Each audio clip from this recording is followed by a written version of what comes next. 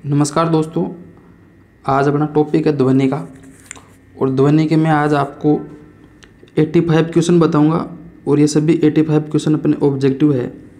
और ये सभी जितने भी 85 क्वेश्चन वो सभी प्रतियोगी परीक्षाओं में विभिन्न अलग अलग प्रकार की प्रतियोगी परीक्षाओं में पूछे हुए क्वेश्चन है। सबसे इम्पोर्टेंट पर्सन है जिनको मैं अलग से सेलेक्ट करके लेके आया हूँ। तो इन क्वेश्चन को समझना, मैं इनमें समझा के आपको बताऊँगा। देखिए दोस्तों, सबसे पहला क्वेश्चन आपका स्क्रीन के ऊपर देख रहे हो आप कि ध्वनि तरंगों की प्रकृति कैसी होती है। तो ध्वनि तरंगों की प्रकृति के लिए देखो, आपको पता है दो प्रकार की तरंगों को आप जानते हो, एक तो अनुप्रस्थ तरंग और एक अनुदैर्ध्य तरंग। बाकी देखो ये अप्रगामी तरंग और विद्युत चुम्बकीय तरंग, ये तो आप देखते हैं, इनको कैंसिल कर दोगे कि इस प्रकार की तरंग तो होती नहीं। केवल ध्वनि तरंगों में आप में कन्फ्यूज रहेगा अनुप्रस्थ तरंग होती है या अनुदैर्ध्य तरंग होती है। तो एक तो आप क्या करते हो, उसको डायरेक्ट रटते हो, लेकिन ये पता नहीं कि अनुप्रस्थ तरंग क्या होती है और अनुदैर्ध्य तरंगे होती क्या वास्तव में। जैसे कि आप पढ़ते हो कि प्रकाश की जो तरंग है वो अनुप्रस्थ होती है, जबकि ध्वनि तरंगे वो कैसी होती है, आपकी अनुदैर्ध्य तरंगे होती है। अब कैसे होती है, देखो अनुप्रस्थ तरंग तो किसे कहते हैं, अनुप्रस्थ तरंग। तो अनुप्रस्थ तरंग में आता है, जैसे सपोज मान लो ये ध्वनि की जो तरंगे हैं, अगर इस प्रकार से ध्वनि तरंगों का संचरण है, तो तरंग का संचरण अगर जैसे मान लो सभी तरंगों का संचरण आपका इस डायरेक्शन के अंदर हो रहा है, जबकि कंपन अगर इनके लंबवत हो, इस प्रकार से कंपन हो रहा हो, लंबवत रूप से क्या हो रहा हो उसमें कंपन, तो ध्वनि तरंगों के संचरण के लंबवत अगर इस प्रकार से कंपन होता है, ध्वनि तरंगों का संचरण इस डायरेक्शन में है और कंपन जो है वो क्या हो रहा है, इस प्रकार से लंबवत हो रहा है, तो उसको बोलते हैं अपन अनुप्रस्थ तरंग। जबकि मान लो ध्वनि तरंगों का संचरण आपका इस डायरेक्शन में हो रहा है, इस प्रकार से सभी ध्वनि तरंगे इस दिशा में चल रही है आपकी, और कंपन जो हो रहा है वो कंपन भी इसी डायरेक्शन के अंदर हो रहा है, इस प्रकार से कंपन का जो डायरेक्शन है वो भी क्या है आपकी इस प्रकार से, मतलब ध्वनि तरंगों के संचरण की दिशा में ही अगर कंपन होते हैं तो उसको बोलते हैं अपन अनुदैर्ध्य तरंग। तो ये दो चीज़ आप यहाँ से याद रखोगे। तो इसका जो पहला ऑप्शन क्या हो गया आपका कि ध्वनि तरंगों की जो प्रकृति वो कैसी होती है, आपकी अनुदैर्ध्य प्रकार की प्रकृति होती है। इसके बाद में सेकंड क्वेश्चन दे रखा आपको कि निम्न में से कौन सा कथन ध्वनि तरंगों के लिए सत्य है। तो ध्वनि तरंगों के लिए सत्य कथन है, तो इसके बारे में भी आप ना विस्तार से वहाँ पढ़ते हो, तो इनमें भी आप इन सभी को पढ़ के देखना पड़ेगा कि कौन सा इसमें से ऑप्शन अपना राइट है। तो देखो कि फर्स्ट नंबर ऑप्शन है कि इनको ध्रुवित किया जा सकता है। पूछ क्या रहा है, इनमें से सत्य कौन सा है, तो आपको इनमें से केवल सत्य कथन की जाँच करनी है। तो जो ध्वनि तरंगे उनको ध्रुवित नहीं किया जा सकता, ये हम जानते हैं, ये हो गया आपका कैंसिल। सेकेंड ऑप्शन आपका कि निर्वात में चल सकती, ध्वनि तरंगे कभी भी निर्वात में नहीं चलती। ध्वनि तरंगों के संचरण के लिए कोई न कोई ना माध्यम का होना आवश्यक है, कि बिना माध्यम के ध्वनि तरंग जो है वो संचरण नहीं करती, कभी भी नहीं करती, हमेशा उसके लिए माध्यम का होना आवश्यक है। और किस में ध्वनि तरंगे ज़्यादा होती है, किस में कम होती है, तो सबसे ज़्यादा जो ध्वनि तरंगे है वो ठोस में गति करती है, ठोस से सबसे अधिक ठोस में, फिर उसके बाद में आती है आपका द्रव और फिर उसके बाद में आती है आपकी गैस। तो ध्वनि तरंगों का जो प्रकृति है सबसे ज़्यादा ठोस में, फिर द्रव में, फिर गैस में, और क्या होना चाहिए, माध्यम का होना आवश्यक है। तो ऑप्शन नंबर बी आपका क्या हो गया, यहाँ से कैंसिल हो गया, तो ए कैंसिल हो गया और बी कैंसिल हो गया। अब देखो तीसरा ऑप्शन दे रखा आपको 0 डिग्री सेंटीग्रेड पर इनकी चाल 332 मीटर प्रति सेकंड होती है, ये है आपका सही राइट आंसर। अब ये ऑप्शन के अनुसार होता है, यहाँ पे आपको 300 देखो 330 भी याद रखना आपको और 332 भी याद रखना। देखो ये ऑप्शन के अनुसार हल करना आपको, 332 आता है कहीं जगह ऑप्शन में, कहीं जगह 330 आता है, तो उस हिसाब से करना आपको। फिर आता है आपका ऑप्शन नंबर डी, तो ऑप्शन नंबर डी की आपको जरूरत है ही नहीं, तो कौन सा हो गया आपका ऑप्शन नंबर सी हो गया है यहाँ से। अब देखो क्वेश्चन नंबर 3 है आपका कि अवश्रव्य तरंगों की आवृत्ति कैसी होती है। देखो अवश्रव्य तरंगे, इनके बारे में मैं आपको छोटी सी जानकारी दे देता हूँ इसके बारे में। क्वेश्चन नंबर 3 को समझने के लिए आपको छोटी सी चीज़ ये ध्यान रखनी है, तरंगे 3 प्रकार की होती है। एक तो आती है आपकी श्रव्य तरंग, कौन सी आती है, श्रव्य। एक आएगी यहाँ पर आपकी अवश्रव्य और एक आएगी आपकी पराश्रव्य। अब इनमें ध्यान रखना है कि जिनकी आवृत्ति देखो 20 हर्ट्ज से जिसकी कम होती है, कम के लिए मैं निशान लगा रहा हूँ, जिसकी 20 हर्ट्ज से कम होती है वो क्या है, आपकी अवश्रव्य तरंगे।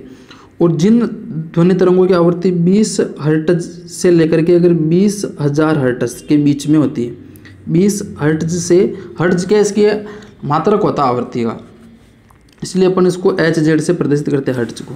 तो 20 से अगर 20,000 ना हर्ट्ज के बीच में जिसकी आवृत्ति होती है वो होती है आपकी श्रव्य तरंगे, और जिनकी आवृत्ति 20,000 हर्ट्ज से अधिक होती है वो क्या होती है आपकी पराश्रव्य तरंगे। अब चलते हैं अपन क्वेश्चन नंबर 3 के अंदर कि अवश्रव्य तरंगों की आवृत्ति होती है।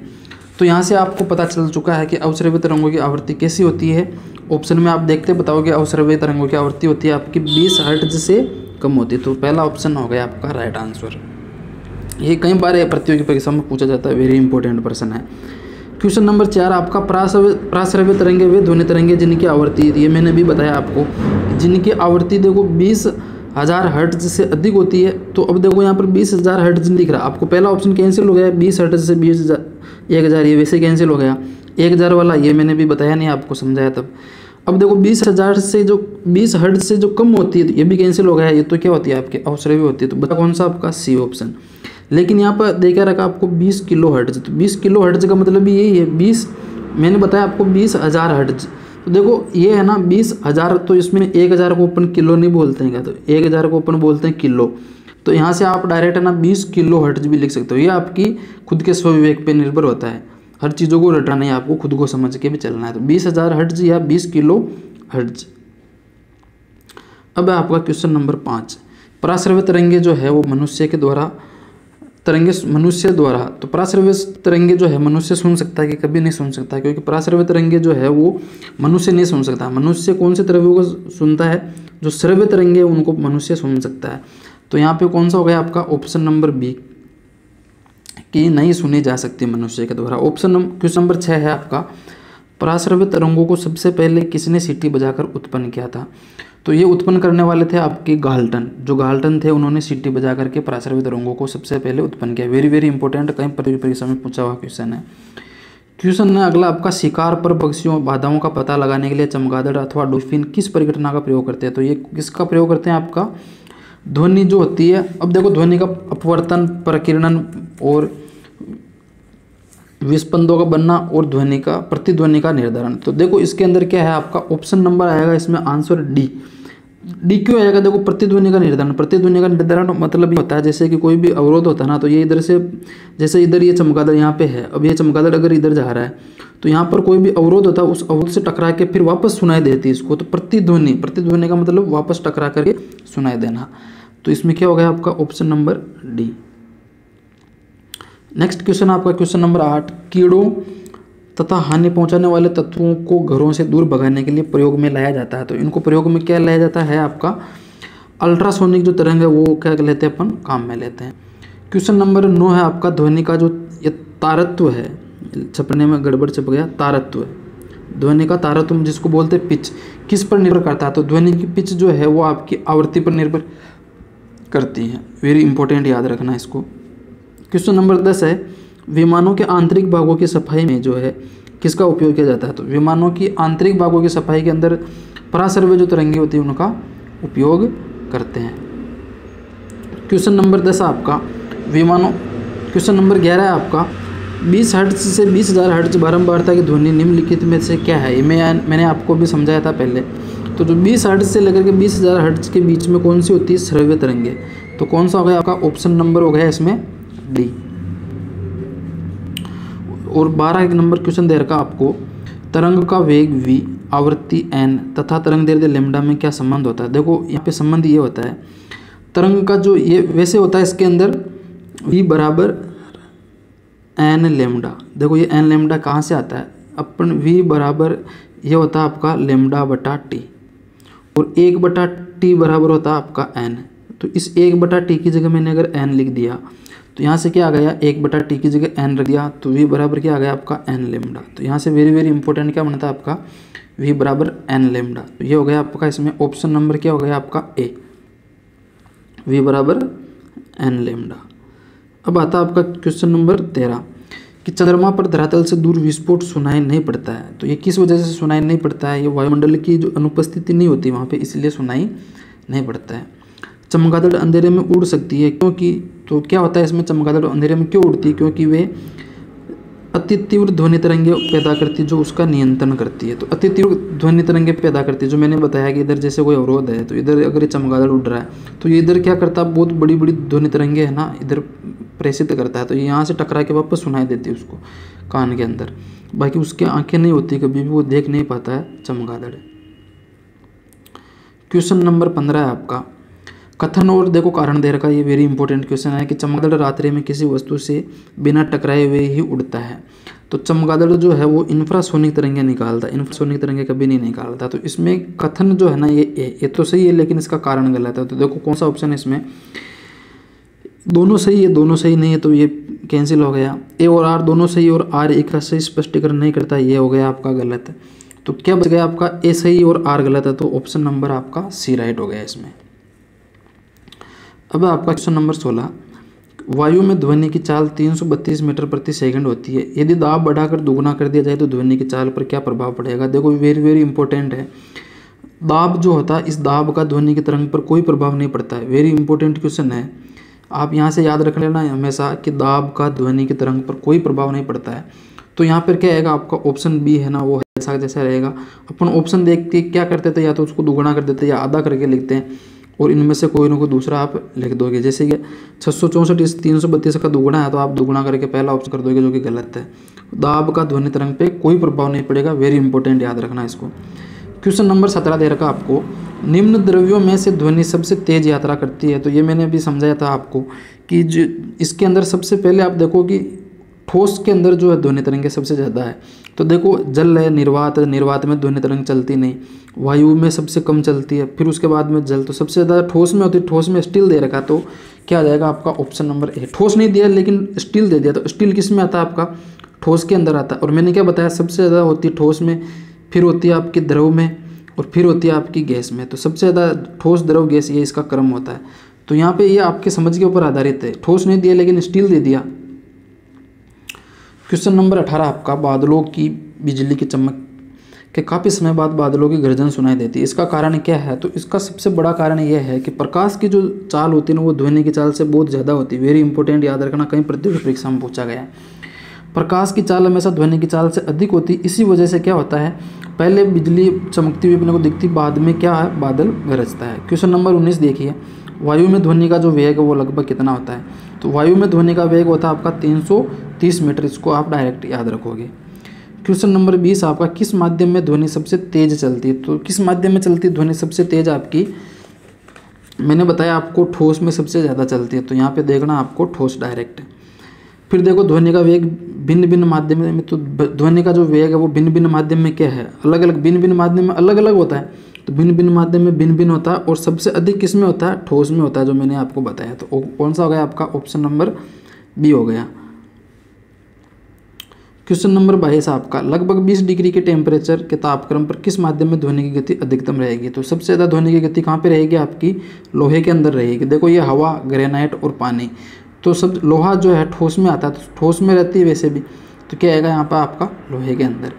क्वेश्चन नंबर 23 के अंदर देखो आप, निम्न में से कौन सा कथन सही नहीं है। तो मतलब असत्य कथन की पहचान करनी है आपको, कौन से कथन की, असत्य। अब देखो असत्य कौन सा आएगा इसके अंदर, कि तापमान के बढ़ने पर वायु में ध्वनि का वेग बढ़ता है। तो ये कथन तो क्या है आपका, सत्य है।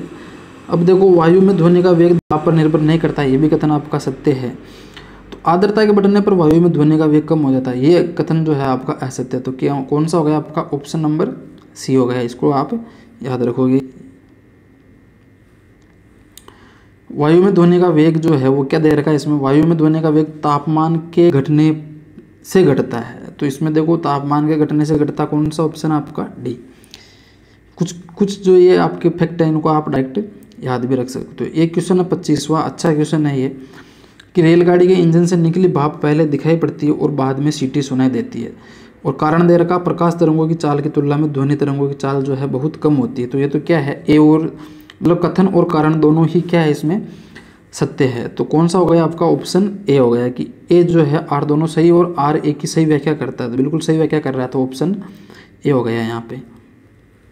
क्वेश्चन नंबर 26 है, पराध्वनिक विमान उड़ते हैं। तो पराध्वनिक जो विमान है वो कहाँ उड़ते हैं, ध्वनि की चाल से अधिक चाल से उड़ते हैं। जो भी पराध्वनिक विमान है वो ध्वनि की चाल से अधिक चाल से उड़ते हैं। वेरी वेरी इंपॉर्टेंट, याद रखना है इसको।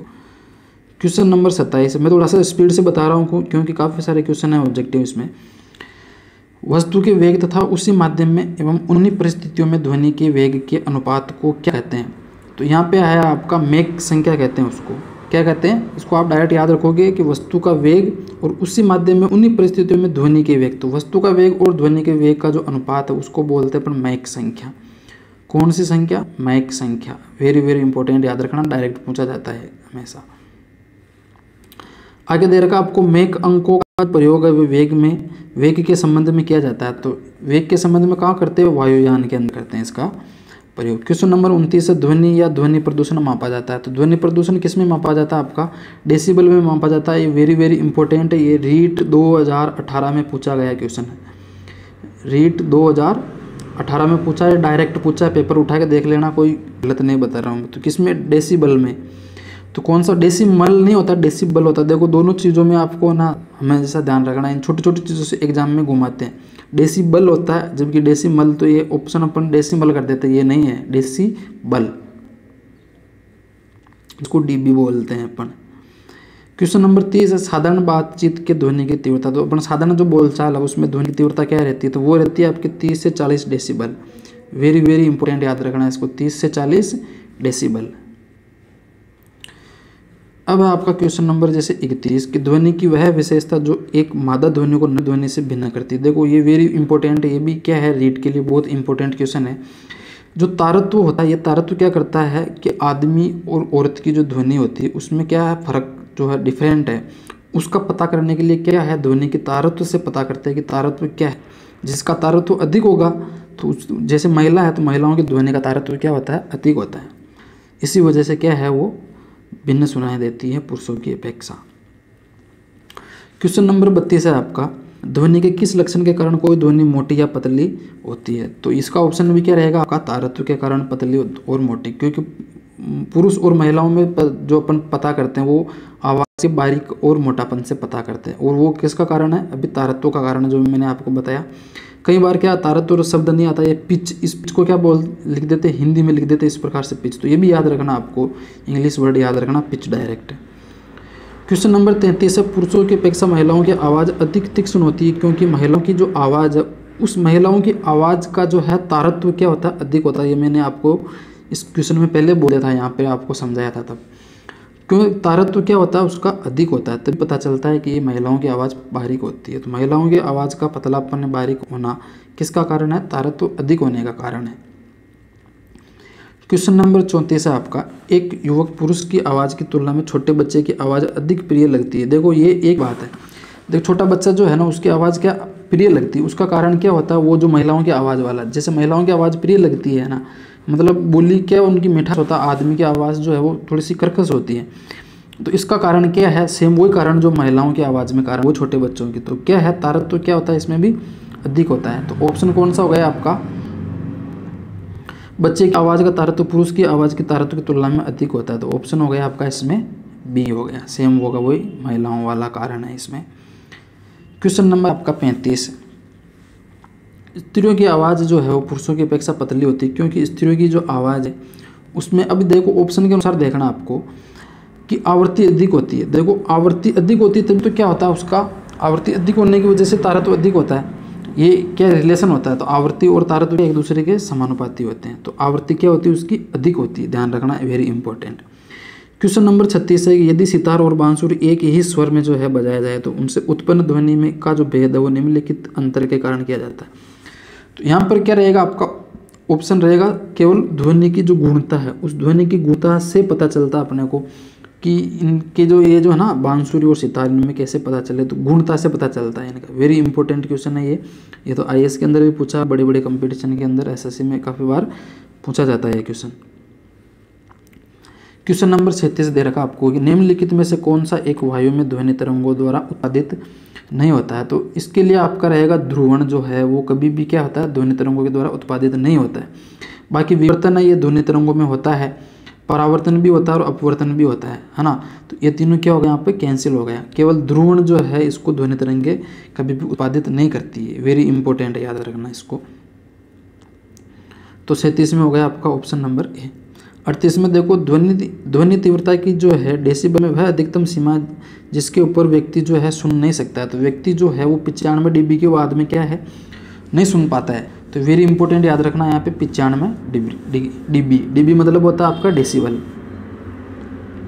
क्वेश्चन नंबर आपका 39, निम्न में से किसके द्वारा सबसे अधिक ध्वनि प्रदूषण होता है? तो सबसे अधिक जो ध्वनि प्रदूषण है वो होता है आपका हवाई जहाज की उड़ान भरना। जब हवाई जहाज उड़ान भरता है तब देखना आप कितना ध्वनि प्रदूषण होता है, बहुत ज़्यादा ध्वनि प्रदूषण होता है। तो वेरी इंपॉर्टेंट याद रखना आप, हवाई जहाज जब उड़ान भरता है।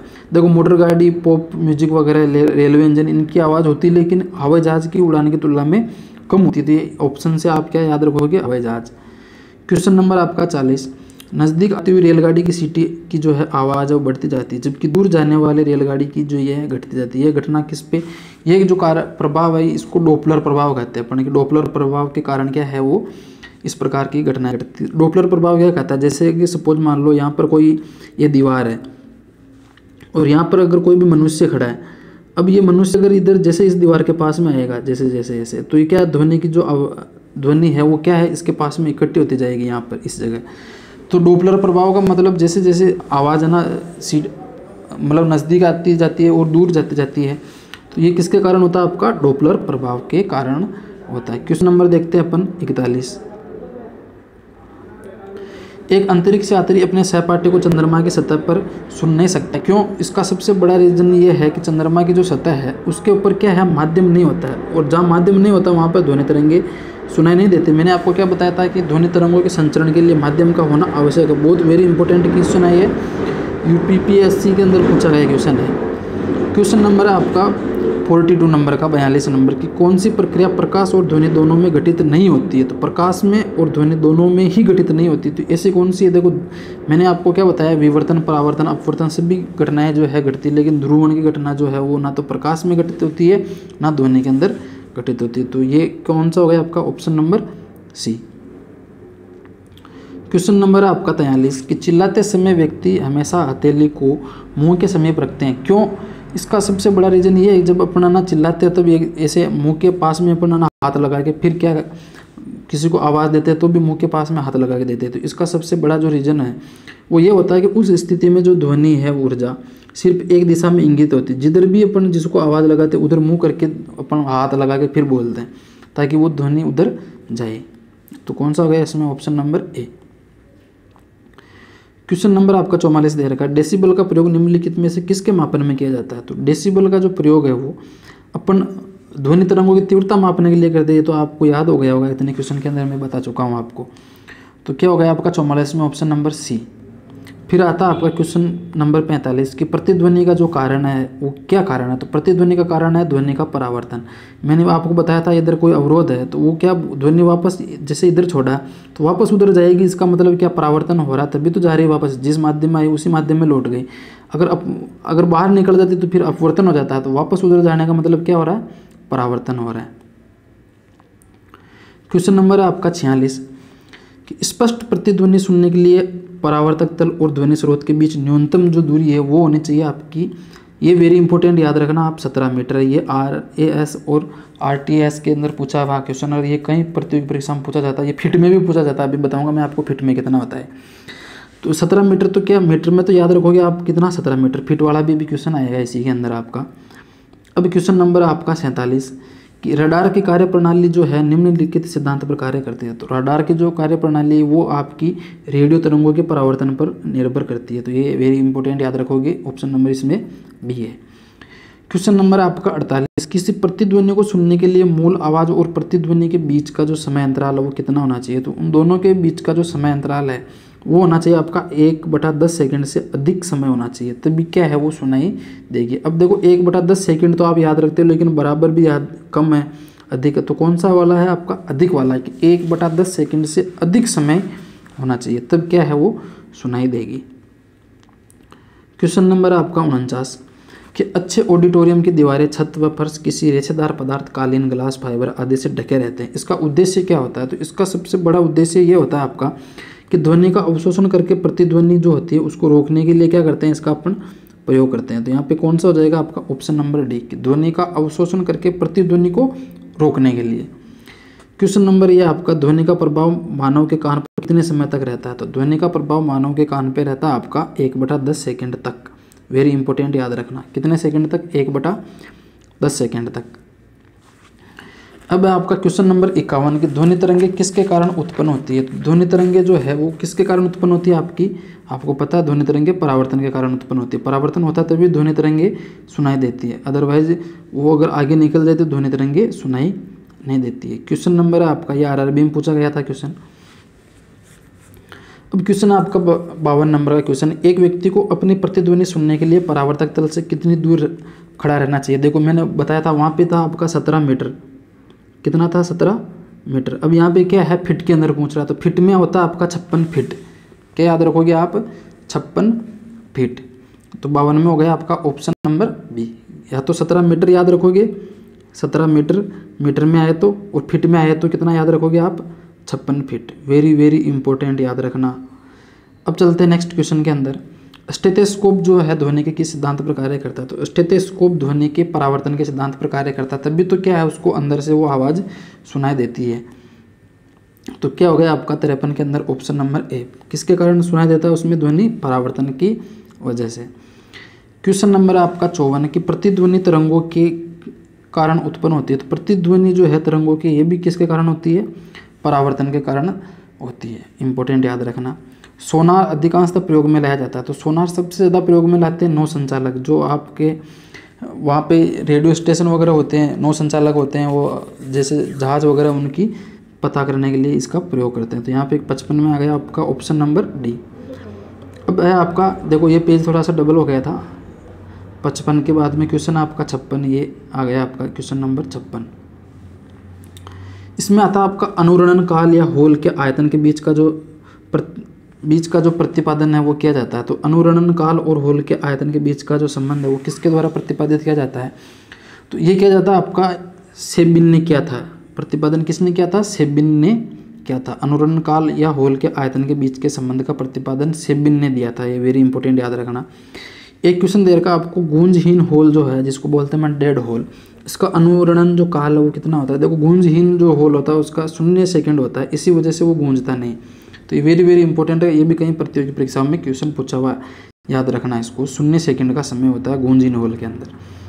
क्वेश्चन नंबर है आपका 58, जब सेना पुल को पार करती है तो सैनिकों को कदम से कदम मिलाकर न चलने का निर्देश दिया जाता है। वेरी इंपॉर्टेंट, कहीं प्रतियोगी परीक्षा में पूछा गया है, वेरी वेरी इंपॉर्टेंट याद रखना इसको। कई सारे ये रीट के अंदर भी पूछा हुआ है, पहले 1-2 कुछ मैंने पेपर देखे उसके अंदर, आरटेट के क्वेश्चन भी उस पेपर में देखा था। देखो इस क्वेश्चन को कैसे याद रखोगे आप, अगर पैर से पैर मिलाकर अगर चलते हैं ना तो उसमें क्या आता है, पुल जो होता है उसके टूटने का खतरा बढ़ जाता है। तो इसमें देखो कौन सा ऑप्शन आपका, ऑप्शन मेरे को लग रहा है इसमें बी। तो 58 में हो गया आपका ऑप्शन नंबर बी कि पैरों से उत्पन्न ध्वनि के अनुनाद के कारण पुल टूटने का खतरा क्या है, ज़्यादा बढ़ जाता है। इस वजह से क्या करते हैं कि जब भी अगर सैनिक पुल को क्रॉस करते हैं तो उनको कदम से कदम मिला के कहने के लिए मना कर देते हैं कि बिना कदम मिला के चलना, आपको अलग अलग करके चलाते हैं वहाँ पे। क्वेश्चन नंबर है आपका 59 की, हम रेडियो की जो है घुंडी घुमाकर विभिन्न स्टेशनों के कार्यक्रम सुनते हैं। तो ये जो संभव है वो किस वजह से संभव है, तो ये आपके अनुनाद के कारण संभव है। वेरी इंपॉर्टेंट याद रखना। क्वेश्चन नंबर 60 आपका, कहा जाता है कि जब तानसेन गाता था तो खिड़की के कांच या कांच के गिलास के टुकड़े टुकड़े हो जाते थे। यदि ऐसा संभव है तो ध्वनि के किस कारण, ध्वनि के किस गुण के, अब ध्वनि का कौन सा गुण जो है उसके कारण ये संभव है। अगर संभव हो तो बात चल रही है यहाँ पे। तो क्वेश्चन नंबर 60 के अंदर ये अनुनाद की वजह से संभव होगा। अगर अनुनाद है तो परावर्तन अपवर्तन व्यतिकरण की घटना नहीं होती, किसकी वजह से, अनुनाद की वजह से। और अनुनाद में भी आपको यहाँ नहीं समझा रहा हूँ, थोड़ा सा बड़ा मैटर है इसका टॉपिक थोड़ा सा, क्योंकि वीडियो लंबा हो जाएगा, काफ़ी ज़्यादा क्वेश्चन इसमें 85 क्वेश्चन बता रहा हूँ मैं आपको। क्वेश्चन नंबर है आपका 61, इसमें दे रखा आपको, जब हम जल के नीचे सुराही, जल नहीं ये नल है, थोड़ा सा यहाँ छपना मिस्टेक है, जब हम नल के नीचे सुराही भरने के लिए रखते हैं तब क्या होता है वहाँ पे, तो जैसे जैसे सुराही भरती जाती है वैसे वैसे एक विशेष प्रकार की ध्वनि सुनाई देती है। आपको देखना, बिल्कुल आप ये घर पे प्रयोग करके देख सकते हो। तो इसका जो कारण है सबसे बड़ा, ये वेरी वेरी इंपॉर्टेंट क्वेश्चन, इसका सबसे बड़ा कारण है अनुनाद। अनुनाद की वजह से सुराही के अंदर है ना आवाज़ आपको अलग से सुनाई देती।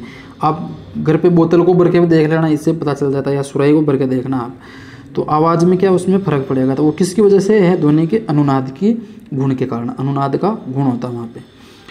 अब देखो क्वेश्चन नंबर है आपका 62 की, रेडियो का जो है समस्वरण स्टेशन उदाहरण है, तो रेडियो का समस्वरण जो स्टेशन है वो किसका उदाहरण है, तो ये है आपका, इसमें भी अनुनाद का उदाहरण है। वेरी इंपॉर्टेंट, याद रखना। क्वेश्चन नंबर 63, जब किसी स्थान पर दो लाउड स्पीकर साथ साथ बजते हैं तो किसी स्थान विशेष पर बैठे श्रोता को इसकी ध्वनि जो है वो नहीं सुनाई देती, इसका कारण क्या है, तो इसका कारण है आपका व्यतिकरण। ये व्यतिकरण की वजह से जब दोनों साउंड अगर एक साथ बजते हैं तो व्यतिकरण जो है उस वजह से क्या है वो सुनाई नहीं देता। वेरी इंपॉर्टेंट क्वेश्चन था ये भी। अब आपका क्वेश्चन नंबर 64, समुद्र में जगह जगह पर जो है ऊंचे प्रकाश घर बनाए जाते हैं जहाँ से बड़े बड़े सायरन बजाकर जहाज़ों को संकेत भेजे जाते हैं। कभी कभी जहाज नीरव क्षेत्र मतलब साइलेंस जो जोन होता है वहाँ पहुँच जाते हैं जहाँ सायरन की जो ध्वनि है वो सुनाई नहीं देती है। तो ये जो नीरव क्षेत्र है या साइलेंस क्षेत्र है, जोन है, ये तरंगों के किस गुण के कारण या किस गुण पर निर्भर या किस गुण के कारण निर्मित होते हैं। तो इसमें क्या है, आप वेरी इंपॉर्टेंट क्वेश्चन है ये भी ध्वनि के व्यतिकरण का गुण होता है। तो कौन सा हो गया आपका, ऑप्शन नंबर बी हो गया इसमें। अब देखो आप क्वेश्चन नंबर 65, जब हम कमरे के अंदर बैठे रहते हैं तो यद्यपि हम बराबर के कमरे में बातचीत करने वाले व्यक्तियों को देखते तो नहीं है, परंतु उनकी आवाज़ जरूर अपन सुन लेते हैं। तो इसका कारण क्या है, तो इसका सबसे बड़ा रीजन है ध्वनि का विवर्तन। तो ध्वनि के विवर्तन के कारण क्या है, ध्वनि एक कमरे से दूसरे कमरे में अपने को सुनाई देती। वेरी इंपॉर्टेंट क्वेश्चन है। ध्वनि के विवर्तन के गुण के कारण क्या है, ध्वनि एक कमरे से दूसरे कमरे में सुनाई देती है। क्वेश्चन नंबर आपका 66, किसी ध्वनि स्रोत की आवृत्ति में होने वाले उतार चढ़ाव को कहते हैं। ध्वनि स्रोत की आवृत्ति में जो उतार चढ़ाव होता है, तो ध्वनि स्रोत की आवृत्ति में उतार चढ़ाव वो किस वजह से होता है, डोपलर प्रभाव की वजह से ध्वनि की आवृत्ति में उतार चढ़ाव पाया जाता है। क्वेश्चन नंबर आपका 67, डोपलर प्रभाव संबंधित है। तो डोपलर प्रभाव किससे संबंधित है, आपका ध्वनि से संबंधित है। तो कौन सा हो गया आपका, ऑप्शन नंबर ए हो गया। क्वेश्चन नंबर आपका 68, पास आती हुई रेलगाड़ी की सीटी की आवृत्ति या तीक्ष्णता बढ़ती जाती है, ऐसा किस घटना के कारण होता है। तो ऐसा होता है आपका डोपलर प्रभाव के कारण। क्या है, मैंने आपको समझाया था, जैसे जैसे पास आती है तो ध्वनि की तीव्रता बढ़ती जाती है और पास में ध्वनि एकत्रित होती जाती है। तो कौन सा कारण है, ये डोपलर प्रभाव। क्वेश्चन नंबर है आपका 69, आर्द्र वायु में ध्वनि का वेग शुष्क वायु के तुलना में अधिक होता है, क्योंकि आर्द्र वायु में, वेरी इंपॉर्टेंट क्वेश्चन है ये, कि आर्द्र वायु में देखो शुष्क वायु की तुलना में घनत्व अधिक होता है, शुष्क वायु की तुलना में घनत्व कम होता है, शुष्क वायु की तुलना में दाब अधिक होता है और शुष्क वायु की तुलना में दाब कम होता है। तो इसमें आपको वेरी इंपॉर्टेंट क्या याद रखना है, इसमें आएगा आपका ऑप्शन नंबर बी, कि शुष्क वायु की तुलना में जो है घनत्व जो है वो क्या होता है, कम होता है। इस वजह से क्या होता है, आर्द्र वायु में ध्वनि का वेग शुष्क वायु की तुलना में अधिक होता है। किस वजह से, कि शुष्क वायु की तुलना में घनत्व क्या होता है, कम होता है। वेरी इंपॉर्टेंट क्वेश्चन है ये। क्वेश्चन नंबर 70 है आपका, निम्नलिखित कथनों में से कौन सा सही है। तो इसमें देखो ध्वनि का जो वेग है इसके बारे में इसमें 4 ऑप्शन दे रखे हैं।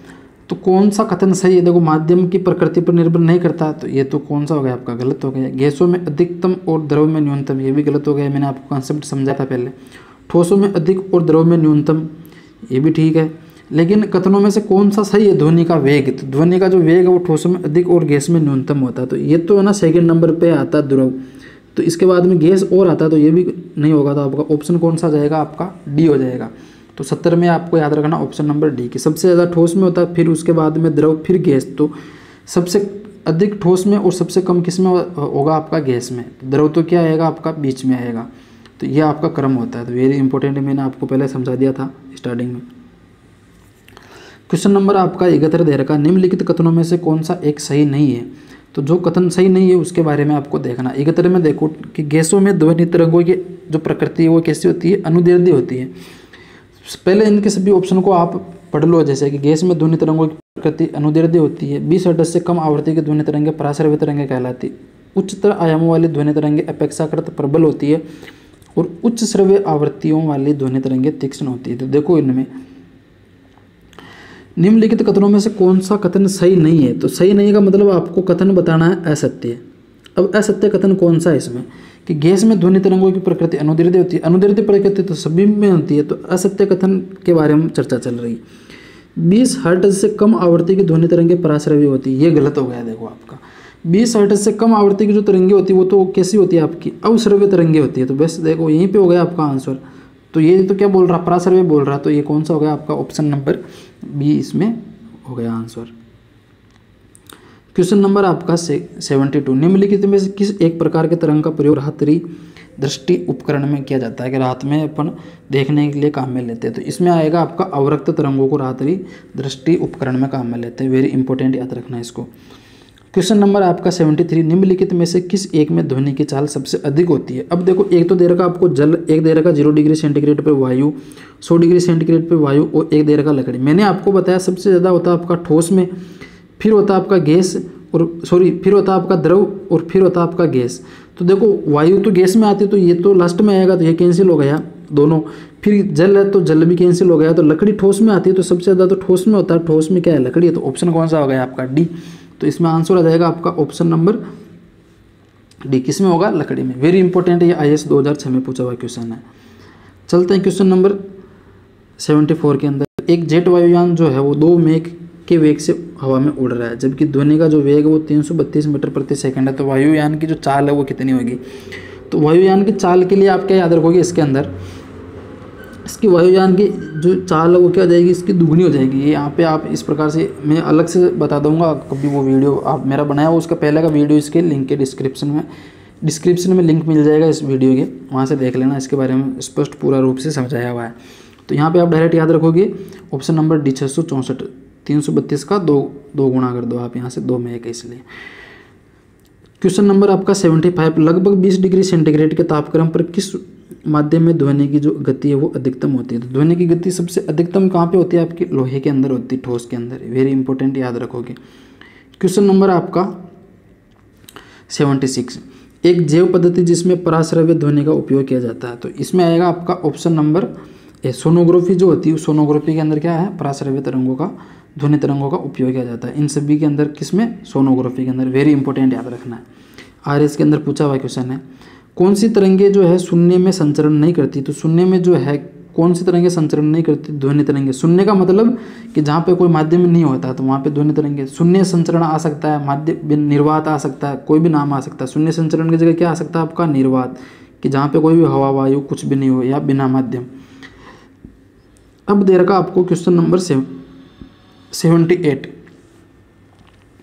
कि यदि देखो, ये दे रखा आपको V, इधर तो दे रखा आपको VS, और ये दे रखा आपको VW, और इधर लास्ट में दे रखा आपको V। इधर जैसे गैस है तो इसके लिए जैसे ये और भी कुछ W दे रखा, जैसे ये इस प्रकार से। अब देखो, W नहीं है ये आपका, जैसे मान लो इसको, दो तो समझ में आ गया। जैसे इसको आप ए दे रखा, जैसे ये एयर। अब देखो, इस S का मतलब तो होता है आपका सॉलिड, सॉलिड का मतलब होता है आपका ठोस, W का मतलब होता है वाटर, वाटर का मतलब हो गया द्रव। देखो ये इंग्लिश में दे दिया जो मैंने आपको पहले समझाया। और ये A है, इस A का मतलब होता है आपका एयर, और एयर का मतलब क्या हो गया, हवा, हवा का मतलब क्या हो गई, गैस। बस इतना सा समझ लो आप। मैंने क्या बताया आपको, ध्वनि का जो संचरण सबसे ज़्यादा होता है ठोस में, उसके बाद में होता है द्रव में, और सबसे कम होता है आपका गैस में। तो देखो, जहाँ पे V में, जहाँ पे S पहले लगा, फिर W लगा हुआ और फिर A लगा, वो कौन सा है आपका। तो इसमें देखो ऑप्शन के अंदर ऑप्शन नंबर आपको A दिख रहा है। इसमें देखो सबसे ज़्यादा S दे रखा, फिर W मतलब वाटर, फिर दे रखा आपको A मतलब एयर। तो ध्वनि का जो वेग है वो, और ये जो V है, इस V का मतलब होता है आपका वेग। V यानी क्या होता है, वेग। तो सबसे ज़्यादा वेग किस में होता है, ठोस में, फिर द्रव में, फिर गैस में। तो ये आपको इंग्लिश में दे दिया, आपको किस रूप में दे दिया आपको, ये दे दिया आपको जैसे इस प्रकार से कि V एयर, इससे अधिक होता है आपका V वाटर, मतलब वाटर में ज़्यादा होगा, फिर इससे अधिक होता है आपका जैसे VS। तो सबसे ज़्यादा सॉलिड, फिर होता है आपका वाटर, फिर होता है आपका एयर। तो ऐसे भी याद रख सकते हो, ठोस, द्रव और गैस, ये क्रम रहेगा आपका। इस प्रकार से आपके माइंड के ऊपर क्या, समझ के ऊपर आधारित क्वेश्चन आते हैं। बस जो मैंने आपको पहले समझाया वो कंसेप्ट के ऊपर है कि ध्वनि तरंगे नहीं चल सकती, ये मैंने आपको बताया। ध्वनि तरंगे कभी भी निर्वात में नहीं चल सकती, मैंने आपको बताया कि माध्यम होना आवश्यक है। ये क्वेश्चन केवल अभी इसके पहले आया था शून्य संचरण, मैंने वहाँ पे बताया आपको निर्वात। बात एक कि शून्य संचरण में नहीं चल सकती, निर्वात में नहीं चल सकती, बिना माध्यम के नहीं चल सकती। इतना याद रखना आपको कि माध्यम का होना आवश्यक है। क्वेश्चन नंबर आपका 80 कि वह उपकरण जो ध्वनि तरंगों की पहचान तथा रिजु रेखन के लिए प्रयुक्त होता है वो क्या कहलाता है। तो इसमें 80 में आएगा आपका ऑप्शन नंबर बी, सोनार कहलाता है। क्या कहलाता है, सोनार। इसको आप याद रखोगे।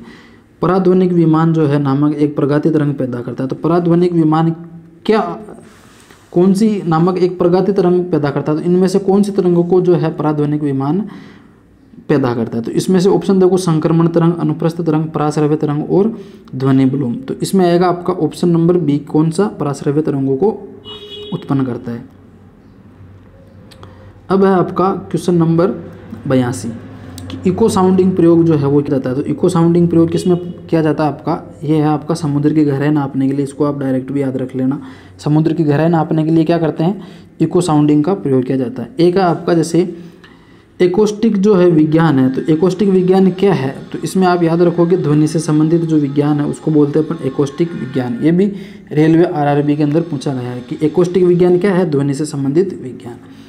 क्वेश्चन नंबर दे रखा आपको 84, मनुष्य के लिए मानक ध्वनि स्तर है। तो मनुष्य के लिए मानक ध्वनि स्तर क्या है, तो इसमें याद रखोगे आप कि 60 dB की जो ध्वनि है उसको क्या है, मनुष्य सुन पाता है। मतलब ये उसके लिए क्या है, मानक ध्वनि, मतलब ये उसके लिए शरीर के लिए लाभदायक है। इससे अगर अधिक ध्वनि को अगर वो सुनता है तो उसके लिए नुकसानदायक ध्वनि मानी जाती है। तो इसमें क्या होगा आपका 84 के अंदर ऑप्शन नंबर बी। तो उम्मीद करता हूँ दोस्तों वीडियो आपको बहुत अच्छा लगा होगा। अगर वीडियो अच्छा लगा तो प्लीज़ चैनल को सब्सक्राइब कर देना, बेल आइकन को प्रेस कर देना, वीडियो को लाइक और शेयर करना ना भूलें। और अगर वास्तव में अगर आपको चैनल में अगर कुछ चीज़ें आपको वास्तव में अच्छी लगी सीखने में, अगर आपको अच्छा लगा तो वास्तव में आप चैनल को सब्सक्राइब जरूर करें और लाइक और शेयर जरूर करें। धन्यवाद दोस्तों। इसी प्रकार के अच्छे अच्छे वीडियो मिलते रहेंगे। और अगर आपको कुछ जानकारी, अगर कुछ नए टॉपिक के बारे में जानना है तो आप इस वीडियो की डिस्क्रिप्शन में, इस वीडियो के कमेंट बॉक्स में जाके मेरे को कमेंट करके बताना कि इस टॉपिक के ऊपर आप वीडियो बना के लाओ। और अपना 1000 प्रश्नों का जो संग्रह है वो जल्द ही आपको मिलने वाला है। 1000 प्रश्न में वेरी इंपॉर्टेंट क्वेश्चन बताऊंगा आपको। और ये सभी प्रश्न जो मैं बता रहा हूँ वो भी सभी क्या है, बहुत ही बेहद इंपॉर्टेंट प्रश्न है, जो सभी बार बार वृत्ति परीक्षाओं के अंदर, विभिन्न प्रकार के वृत्ति परीक्षाओं में बार बार पूछे जाते हैं। उम्मीद करता हूँ चैनल पर जो पहली बार आए वो चैनल को सब्सक्राइब जरूर करके जाना। धन्यवाद दोस्तों।